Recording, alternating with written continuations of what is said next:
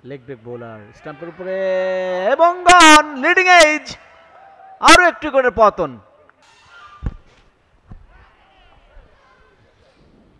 Inside edge, একটি run. Moin খান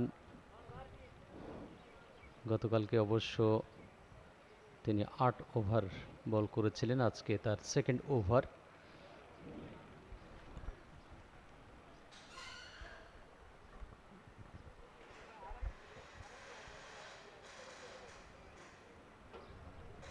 সিমলেন বোরান, আমরা যেই কথা বলছিলাম যে ফার্স্ট আওয়ারে যদি আমরা দুটো উইকেট তুলে নিতে পারি, ড্রিঙ্কস ব্রেকের পরেই দ্বিতীয় উইকেটটি তুলে নিয়েছি। অলমোস্ট বলা যায় যে প্রথম ঘন্টায় দুটো উইকেট আমরা পেয়ে গেছি। It's a good sign. অবশ্যই, নিঃসন্দেহে।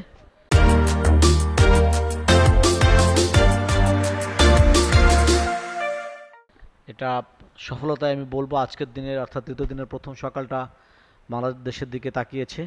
সূর্যের হাসি এই মুহূর্তে আমরা দেখতে পাচ্ছি, বাংলাদেশের বোলারদের চোখে মুখে এক ধরনের প্রশান্তির হাসিও আমরা দেখতে পাচ্ছি, কারণ অনেকটাই সংকটের মধ্যে ছিল বাংলাদেশ, বিশেষ করে হার্ডিন এবং অপর যে ব্যাটার রিচার্ড যখন ব্যাটিং করছিলেন। 100 রানের উপরে একটি পার্টনারশিপ তাদের মধ্যে ছিল। সে সময় শঙ্কিত ছিল বাংলাদেশের খেলোয়াড়েরা।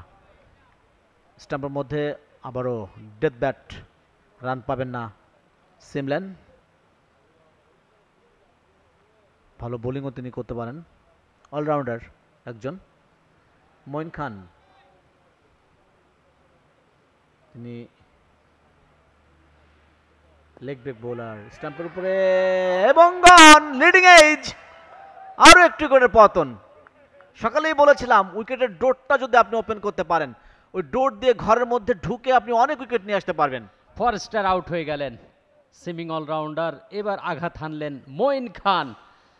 ওভারের চতুর্থ বলেই ফরেস্টার উইকেটটি, চমৎকার একটা ডেলিভারি, ডিফেন্ড করেছিলেন কিন্তু সেটি লিডিং এজ হয়ে যায় শর্ট মিড অন অঞ্চলে। দারুণ একটা ক্যাচ, সহজ ক্যাচ বলবো। সামনের দিকে শরীরটাকে মানে একেবারে ছেড়ে দিয়ে ঝুঁকে শেষ পর্যন্ত তিনি এই পুশটা করেছিলেন। লিডিং এজ হয়ে গিয়েছিল, কন্ট্রোল ছিল না শরীরের উপরে, ব্যাটের উপরে। ব্যাটের হ্যান্ডেলটাও কিন্তু একটু নড়বড়ে ছিল। শেষ পর্যন্ত লিডিং এজ মিসকিউড হয়ে বল চলে যায় ফিল্ডারের হাতে। এখানেও টেকনিক রয়েছে অনেক বেশি। আপনি কোন বলটাতে সামনে এগিয়ে যাবেন, শরীরটাকে বেন্ড করে মাথাটা বলের থেকে একটু বাইরে রাখবেন, এই ব্যাপারটা কিন্তু শিখতে হয়, জানতে হয়। এখানে ভুল ত্রুটি হলে তখন আগে ভাগে বলটা চলে যায়, অর্থাৎ টাইমিংটা হেরফের হয়ে যায়। ব্যাট যতক্ষণে বলের লাইনে যায় তার আগেই কিন্তু বলটা এসে ব্যাটের কোনো একটু জায়গায় লেগে শেষ পর্যন্ত আপিস হয়ে ফিল্ডারদের হাতে যাওয়ার সম্ভাবনা ক্রিয়েট হয়। তখনই আমরা বলি লিডিং এজ, মিসকিউড হয়ে যায়। এবং এরকম ব্যাপারটি ঘটলো। সামনের দিকে একটু শরীরটাকে ছেড়ে দিয়ে তিনি খেলার চেষ্টা করেছিলেন, একটু হার্ড পুশ হয়ে গিয়েছিল, লিডিং এজে বল চলে গিয়েছিল ফিল্ডারের হাতে, অর্থাৎ ষষ্ঠ উইকেটের পতনটি ঘটল। Left middle order already finish বলা যেতে পারে। একটু পরে আমরা দেখব টেল এন্ডার যারা আছেন তারা বের হয়ে আসবেন, তারা আসবেন মাঠে। এখন যেহেতু উইকেটের ডোরটা ওপেন করতে পেরেছে এবং এই আজকে সকালে 3 উইকেট বাংলাদেশি বোলাররা নিতে পেরেছে। রাকিবুল একটু উইকেট নিয়েছেন আজকের দিনে। মাঝখানে তার উইকেট সংখ্যা এই মুহূর্তে অ্যান্ডেল মগাকান, নতুন ব্যাটার, 24 ম্যাচে 229 রান, 50 তার সেরা ইনিংস, 19 গড়, একটি মাত্র 50 তার ক্যারিয়ারে। He can bat also. রাকিবুলের উইকেট সংখ্যাই বেশি হওয়ার কথা। মঈন এ পর্যন্ত 1 উইকেট নিয়েছেন, মঈন খান। রাকিবুল 4 উইকেট হওয়ার কথা তার। দক্ষিণ আফ্রিকা এমার্জিং 178, 6 উইকেটে, 4টি উইকেট হাতে রয়েছে। বাংলাদেশ কত আর্লি এই 4টি উইকেট তুলে নিতে পারে দেখবার বিষয়।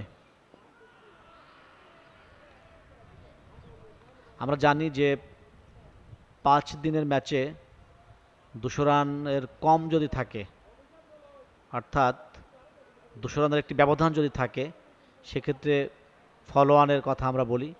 200 রান বা 200 রানের বেশি যখন থাকে, 4 দিনে সেটা 150তে গিয়ে দাঁড়ায়। এখন 178 অর্থাৎ ফলোঅনটা কিন্তু অলরেডি অ্যাভয়েড করতে পেরেছে। অবশ্যই বলার জন্য বলা, 4টি উইকেট হাতে এখনও রয়েছে, তারা এটাকে অ্যাভয়েড করে আরও এগিয়ে যাবে নিঃসন্দেহে।